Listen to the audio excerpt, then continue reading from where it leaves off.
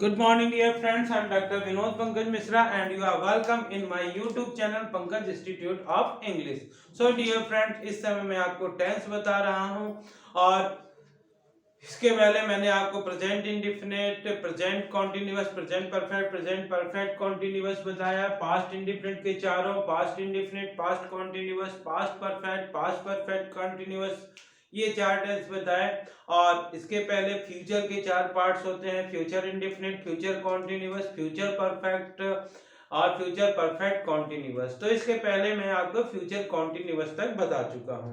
तो आज जो चैप्टर है, आज इसके बारे में हम चर्चा करेंगे, वो है फ्यूचर परफेक्ट टेंस।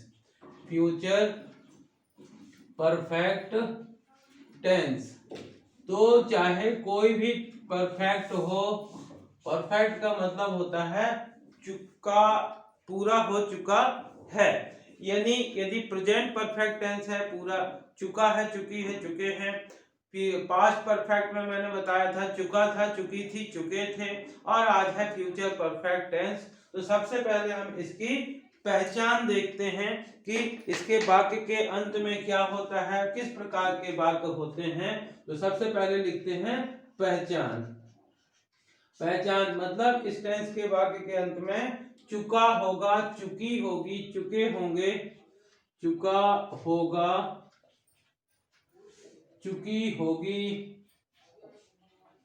चुकी होगी, चुके होंगे, चुके होंगे, या लिया होगा, दिया होगा, लिया होगा, दिया होगा,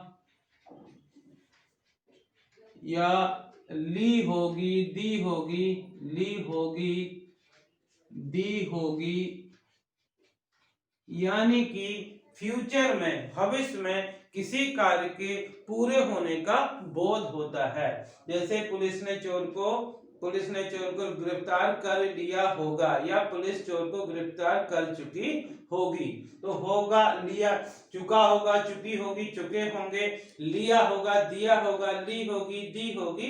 इस प्रकार के टेंस, इस प्रकार के वाक्य जो होते हैं वो फ्यूचर परफेक्ट टेंस में होते हैं। तो ये होती है इसकी पहचान। अब हम चर्चा करते हैं कि इसमें हेल्पिंग वर्ब यानी कि सहायक क्रिया, सहायक क्रिया या हेल्पिंग वर्ब जिसको कहते हैं, वो क्या यूज होती है। तो इस टेंस में जो होता है, दो हेल्पिंग वर्ब यूज होती है, विल हैव और शैल हैव। विल हैव और शैल हैव। जैसे कि फ्यूचर इंडिफिनिट और फ्यूचर कॉन्टिन्यूअस में मैंने बताया था कि आई और वी के साथ हमेशा शैल का यूज करते हैं, और he, she, it, name, singular, you, they, singular या प्लूरल, सिंगुलर या प्लूरल, कुछ भी हो तो बाकी सभी के साथ विल का यूज करते हैं, और आई और वी के साथ बस सेल का यूज करते हैं। लेकिन कुछ परिस्थितियां जैसे थ्रेटन, धमकी, वार्निंग, चेतावनी, फर्म डिटर्मिनेशन, दृढ़ निश्चय, इनमें दृढ़ निश्चय या वादा हो, प्रॉमिस हो, तो हम आई और वी के साथ भी विल का प्रयोग करते हैं। जैसे आई विल सी यू, मैं तुमको देख लूंगा। तो और हमेशा, क्योंकि ये परफेक्ट टेंस है, इसलिए मेन वर्ब का जो होता है वो थर्ड फॉर्म, मेन वर्ब जो होता है उसका third form of the verb सभी सेंटेंसेस में, चाहे वो अफर्मेटिव सेंटेंस हो, चाहे नेगेटिव हो, चाहे इंटेरोगेटिव हो, सभी टेंसों में हम वर्ब का थर्ड फॉर्म यूज करते हैं। तो जैसे कि मैंने पहले भी बताया आपको कि हर टेंस में चार सेंटेंस होते हैं, उनका हम चर्चा करते हैं। तो सबसे पहले देखते हैं कि अफर्मेटिव सेंटेंस, सकारात्मक वाक्य क्या होते हैं, उसकी हम स्ट्रक्चर लिखते हैं। यहां पे लिखते हैं अफर्मेटिव सेंटेंस। अफर्मेटिव सेंटेंस यानी कि सकारात्मक वाक्य, सकारात्मक, ऐसे वाक्य जिनमें नॉट का प्रयोग नहीं होता है उन्हें हम सकारात्मक वाक्य या प्रश्न नहीं पूछा जाए। तो सकारात्मक वाक्य का हम सबसे पहले देखेंगे।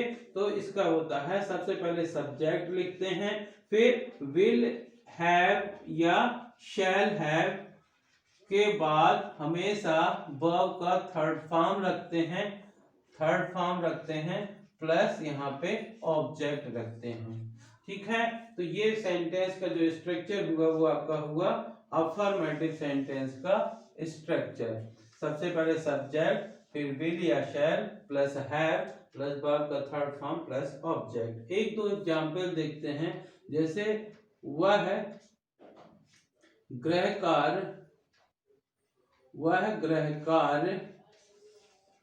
पूरा कर चुका होगा,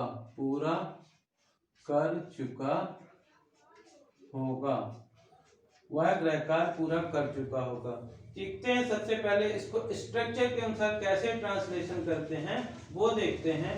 सबसे पहले लिखा हुआ है सब्जेक्ट, उसके बाद लिखा है विल हैव, शैल हैव, उसके बाद वर्ब का थर्ड फॉर्म लिखा हुआ है और उसके बाद ऑब्जेक्ट लिखा हुआ है। यहाँ पे सब्जेक्ट क्या होते हैं, पहले भी मैं कई लेक्चर्स में बता चुका हूँ। He, she, it, name, I, you, we, they, ये सब सब्जेक्ट होते हैं। तो चूंकि यहाँ पे सब्जेक्ट वह लिखा है तो वह को लिखेंगे ही, और ही के बाद विल हैव या शैल हैव में से कुछ भी लगाएंगे तो ही के साथ क्या लगाएंगे, will have, he will have. अब देखते हैं जो वर्ब है, वर्ब का थर्ड फॉर्म है मेन वर्ब, तो यहाँ कार्य क्या हो रहा है, पूरा होना। तो ही विल हैव कंप्लीट मतलब होता है पूरा होना, तो इसका हो जाता है completed. He will have completed homework. तो ये हो गया इसका अफर्मेटिव सेंटेंस, यानी कि साधारण वाक्य, जिसमें कि हमने बताया आपको कि सबसे पहले सब्जेक्ट लिखते हैं, फिर उसके बाद विल हैव, वर्ब का थर्ड फॉर्म, प्लस ऑब्जेक्ट। एक और एग्जांपल लिखते हैं, सीता खाना पका चुकी होगी, सीता खाना पका चुकी होगी। तो यहाँ पे सब्जेक्ट क्या है, सीता, सीता के साथ भी will have, Sita will have, और पकाने को बोलते हैं कुक, तो कुक का third form cooked food, Sita will have cooked food. बहुत सारे मैं पत्र लिख चुका हूँगा, I will have written letter, वह आवेदन पत्र भेज चुका होगा, he will have sent application, ठीक है ना, नौकर ने कपड़े साफ कर दिए होंगे, servant will have cleaned the clothes, मैं आपको बता चुका हूँगा, आई विल हैव या आई शैल हैव टोल्ड यू, दादी माँ कहानी सुना चुकी होंगी, grandmother will have told the story, मैंने आपको पहले भी बताया होगा, आई will have told you already या बिफोर सम टाइम। इस प्रकार से आप बहुत सारे सेंटेंस इस स्ट्रक्चर से बना सकते हैं, जिसमें सबसे पहले सब्जेक्ट लिखेंगे, फिर विल या शैल के बाद हैव लगा देंगे, वर्ब का थर्ड फॉर्म प्लस ऑब्जेक्ट।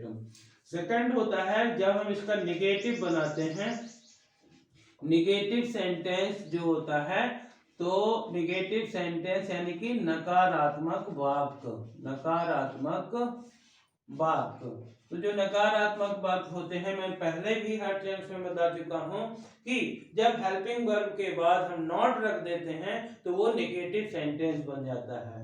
क्योंकि यहाँ पे विल हैव और शैल हैव दो एक साथ लिखे हुए हैं, तो हम यहाँ पे विल या शैल के बाद नॉट लिखेंगे, उसके बाद हैव रखेंगे। कैसे हैं देखते हैं इसका स्ट्रक्चर। सबसे पहले लिखते हैं सब्जेक्ट प्लस विल या शैल, उसके बाद नॉट, उसके बाद हैव, उसके बाद वर्ब का थर्ड फॉर्म प्लस ऑब्जेक्ट। तो जैसे कि मैंने बताया कि जब हम विल इसका नेगेटिव बनाते हैं तो विल या शैल के बाद नॉट रखते हैं, उसके बाद फिर हम हैव रखते हैं और वर्ब का थर्ड फॉर्म ही रखते हैं। जैसे वह गृह कार्य पूरा कर, चलिए एक अलग से देखते हैं। देखिए लिखा है वह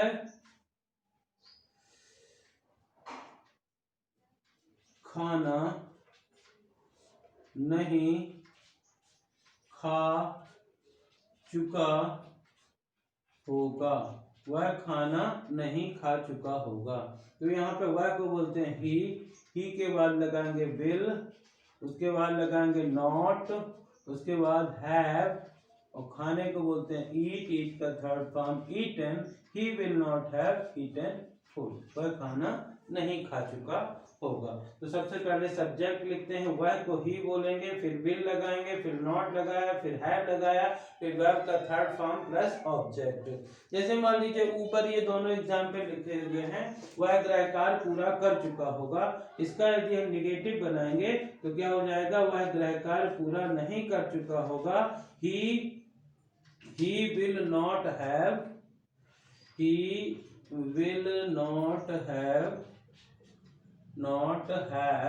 completed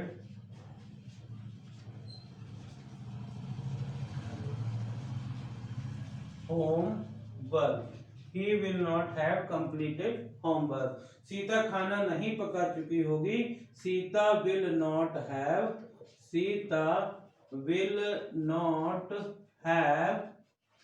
cooked food। इस प्रकार से जब हम नेगेटिव बनाते हैं तो इसके नेगेटिव ये हो जाते हैं। अब नेक्स्ट के बाद आता है, नेगेटिव के बाद आता है इंटेरोगेटिव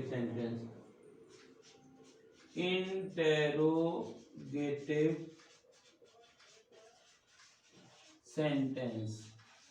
यानी कि प्रश्नवाचक वाक्य। तो इनके ऐसे सेंटेंस जिनमें कोई प्रश्न पूछा जाता है, कोई इंक्वायरी की जाती है, उन्हें हम प्रश्नवाचक वाक्य बोलते हैं। तो जब हम दो प्रकार से प्रश्नवाचक वाक्य होते हैं, एक तो होता है यस और नो टाइप। जैसे कि पहले के वीडियो लेक्चर्स में मैं आपको बताता आ रहा हूं कि यदि यस या नो टाइप क्वेश्चंस होते हैं तो उनमें हम हेल्पिंग वर्ब पहले रखते हैं। तो इसका स्ट्रक्चर हो जाता है विल या शैल प्लस सब्जेक्ट,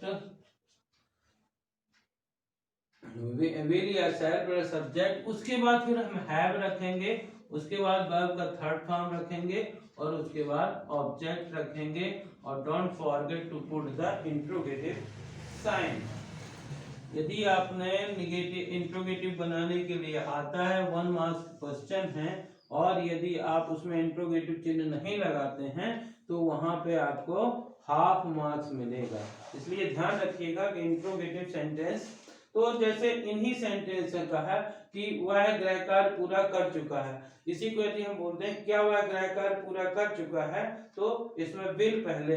एक अलग से एग्जांपल देखते हैं, क्या वह कमरा सजा चुका होगा। क्या वह कमरा सजा चुका होगा।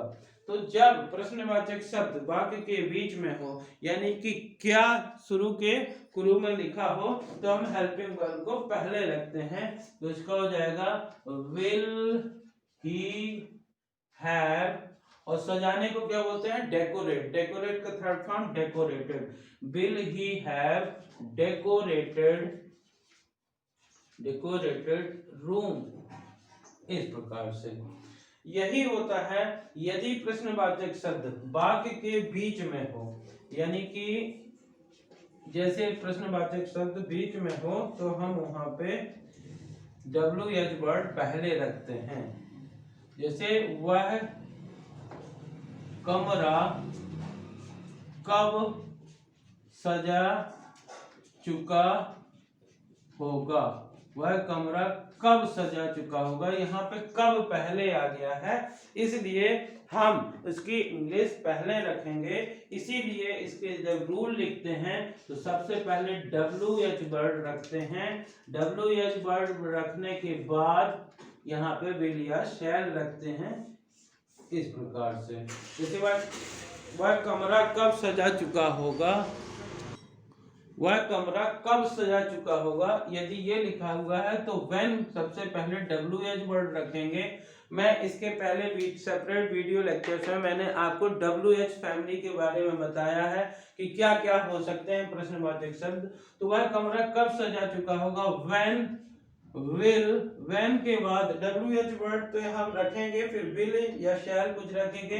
When will he have decorated room, when will he have decorated room. जैसे वह क्रिकेट खेल चुका होगा, ये लिखा हुआ, मान लीजिए कि वह क्रिकेट, क्या वह क्रिकेट खेल चुका होगा, क्या वह क्रिकेट खेल चुका होगा। जैसे मान लीजिए ये सेंटेंस है, अब शुरू में क्या लिखा हुआ है, तो हम will he have played cricket, क्या हो जाएगा, played, will he have played cricket, ये हो गया। लेकिन यदि यही सेंटेंस ये होता कि वह क्या खेल चुका होगा, वह क्या खेल चुका होगा, वह क्या खेल चुका होगा, यदि ये होता तो क्या शुरू में नहीं है, बीच में है, तो हम सबसे पहले उसकी इंग्लिश लिखेंगे, what will he have played, यानी कि प्रश्नवाचक शब्द जब होता है, यदि शुरू में लिखा हुआ है, शुरू में प्रश्नवाचक शब्द लिखा हुआ है, क्या शुरू में लिखा हुआ है, तो हेल्पिंग वर्ब से शुरू करते हैं। लेकिन यदि यह सब्जेक्ट के बाद क्या लिखा हुआ है या बीच में लिखा हुआ है, तो व्हाट पहले रखते हैं। तो इस प्रकार से हम इसके अफर्मेटिव, नेगेटिव और इंट्रोगेटिव सेंटेंस का स्ट्रक्चर, रूल्स और ट्रांसलेशन रूल देखा। तो देखिए इसके पहले के वीडियो लेक्चर में मैंने एक सेंटेंस को सभी टेंसों में बदलना आपको बताया है, जो कि ट्रांसफॉर्मेशन ऑफ सेंटेंस कहलाता है। तो आज भी वही है। जैसे मान ली लिखा हुआ है ही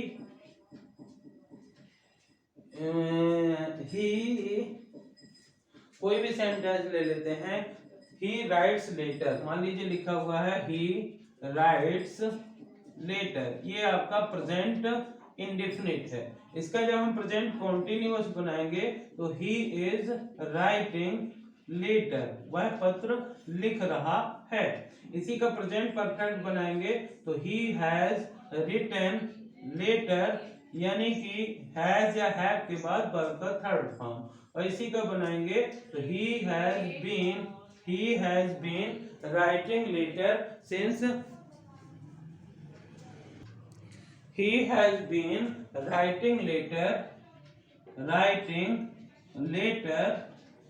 for an hour, वह 1 घंटे से पत्र लिख रहा होगा। ये आपका हो गया प्रेजेंट का। इसी का जब हम पास्ट बनाते हैं तो he wrote later, इसका past continuous he was writing later, इसका पास्ट परफेक्ट जब बनाएंगे he had written later, और इसका पास्ट परफेक्ट कॉन्टिन्यूअस बनाएंगे he had been writing later for an hour। इस प्रकार से ये पास्ट का हो जाता है। इसके का जब हम फ्यूचर बनाते हैं तो he will write later,